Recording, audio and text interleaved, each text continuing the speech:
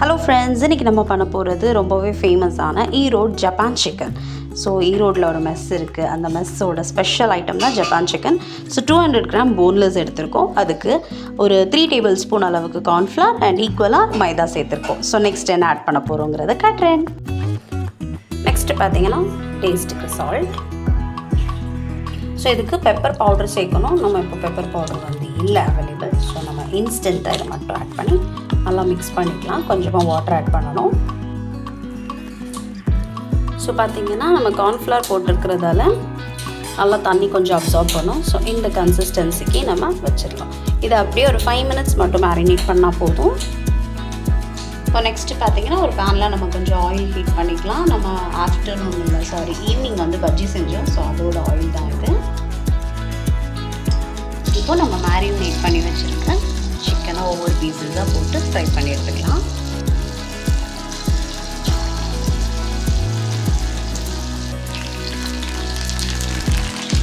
So கரெக்டாக cook ஆகுற அளவுக்கு நம்ம ஃப்ரை பண்ணிக்கணும். இப்போ திருப்பி போட்டுக்கலாம். ஸோ நல்லா ஃப்ரை ஆகிடுச்சு நம்ம சிக்கன் பீஸஸ். இதை நம்ம எடுத்துக்கலாம் தனியாக. இப்போ தனியாக இதை செப்பரேட்டாக நம்ம எடுத்துகிட்டு நெக்ஸ்ட் ஸ்டெப் போகலாம். நெக்ஸ்ட் ஸ்டெப் வந்து பார்த்திங்கன்னா நம்ம ஒரு பேனில் பட்டர் ஆட் பண்ணிக்க வேண்டியதுதான். ஸோ பட்டர் மெல்ட் ஆகட்டும். ஸோ நெக்ஸ்ட் பார்த்திங்கன்னா நல்லா மெல்ட் ஆகட்டும். நம்ம அதுக்காக தான் வெயிட் பண்ணிகிட்ருக்கோம். ஸோ அதிலே நம்ம கட் பண்ணி வச்சுருக்கிற குட்டி குட்டியாக கட் பண்ணியிருக்கிற கார்லிக் ஆட் பண்ணியாச்சு. ஸோ ரொம்ப அழகாக எங்கள் மம்மி இந்த ஸ்பூனை காட்டுறாங்க. ஏன்னா புது ஸ்பூனாமா, நல்லா லாங்கான ஸ்பூன். ஸோ அதுக்காக அதை மட்டும் ரொம்ப அழகாக ஃபோக்கஸ் பண்ணி காட்டிகிட்ருக்காங்க. சூப்பராக இருக்குங்க அந்த கார்லிக் ஸ்மெல் இந்த பட்டரில். எனக்கு பொதுவாகவே பட்டர் கார்லிக் எதுலனாலும் பிடிக்கும். சூப்பர். நெக்ஸ்ட்டு நம்ம க்ரீன் சில்லி ஆட் பண்ணிக்கலாம். ஒரு 2 சில்லி ஆட் பண்ணலாம். பட் காரம் கம்மியாக வேணுங்கிறதுக்காக நான் ஒரே ஒரு சில்லி ஆட் பண்ணியிருக்கேன். நெக்ஸ்ட்டு நம்ம ஒரு பெரிய கப் அளவுக்கு பால் ஆட் பண்ணிக்கலாம். ஒரு 2 மினிட்ஸ் நம்ம சாட்டே பண்ணிக்கலாம். ஸோ இதில் இன்க்ரீடியன்ட் நெக்ஸ்ட் பார்த்திங்கன்னா நல்லா பொடிச்சு வச்சுருக்கிற கேஷ்யூ நட்ஸ்.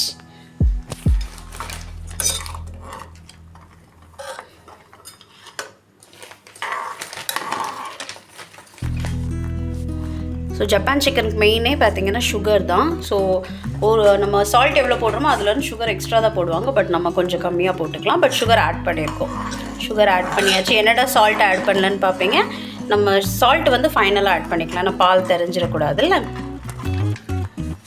ஸோ நம்ம இப்போது சிக்கன் பீஸஸ் ஆட் பண்ணிடலாம். ஃப்ரை பண்ணி எடுத்துருக்கோம்ல, அதை ஃபஸ்ட்டு ஆட் பண்ணிக்கலாம்.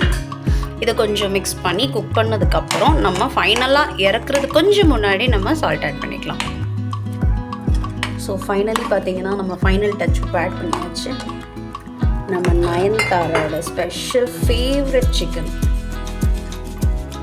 ஸோ நயன்தாரா மேடம்க்கு பிடிக்கும், விக்னேஷ் சாருக்கு பிடிக்கும். ஸோ அந்த ஸ்பெஷல் சிக்கன் தான் நம்ம இன்றைக்கி டேஸ்ட் பண்ண போகிறோம். ஸோ கொஞ்சம் நம்ம லைட்டாக ஒரு 1 பாயில் வரட்டுமா? கொஞ்சம் கொதிக்குது. கொஞ்சம் நல்லா கொதிக்கட்டும். கொஞ்சம் கொதிச்சு அப்படியே கொஞ்சம் அது திக்னஸ் ஆகணும். எனக்கு இது ரொம்ப நாள் ஆசை செய்யணும்னு. சரி இன்றைக்கி நைட்டு செஞ்சிடலான்னு தான் ஒரு ஐடியா.